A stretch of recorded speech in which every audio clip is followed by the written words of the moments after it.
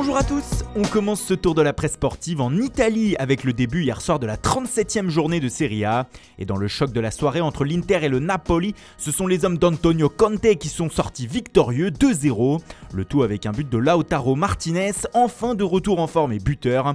Les interistes restent seconds avant la dernière journée, ce qui n'était pas le cas avant leur match puisque l'Atalanta leur avait repris la place.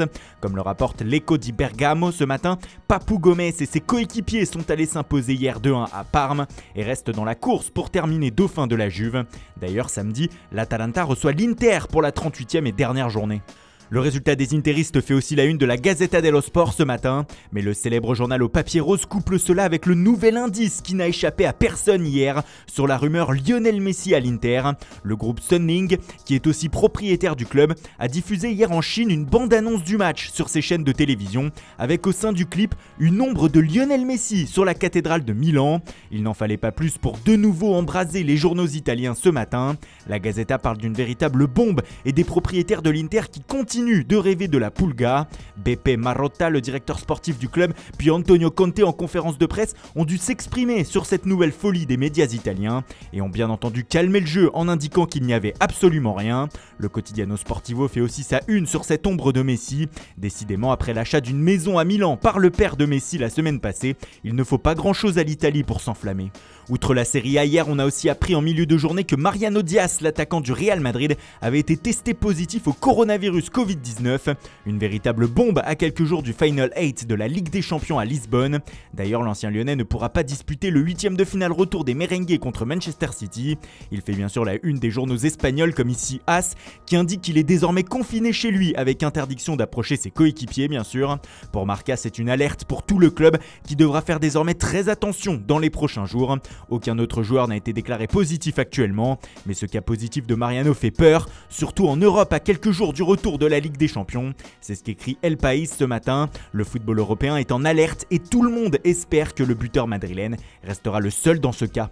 Car la peur est vraiment présente, notamment du côté de Manchester City si l'on en croit les tabloïds anglais du jour. Pour le Daily Star, les Citizens ont vraiment peur et prennent très au sérieux cette information. Pour rappel, ils doivent affronter le Real Madrid le 7 août prochain et le vainqueur de cette confrontation devra s'envoler pour Lisbonne afin de disputer le Final 8.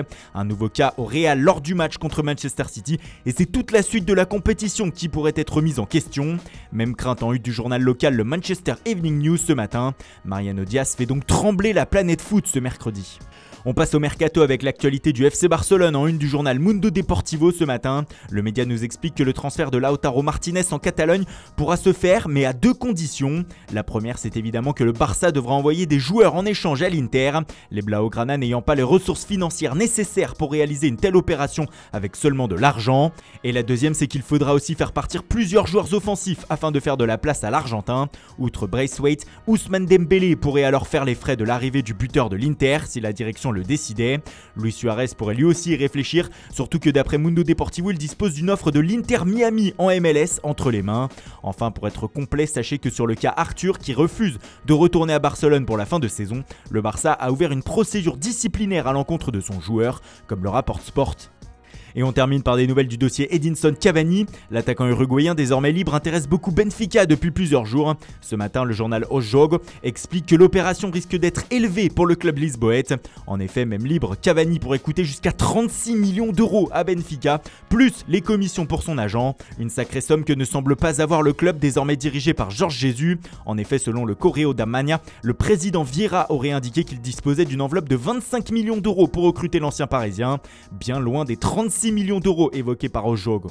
Voilà, c'est tout pour ce matin. Merci pour votre fidélité, bonne journée à tous et rendez-vous dès ce soir pour un nouveau journal du Mercato.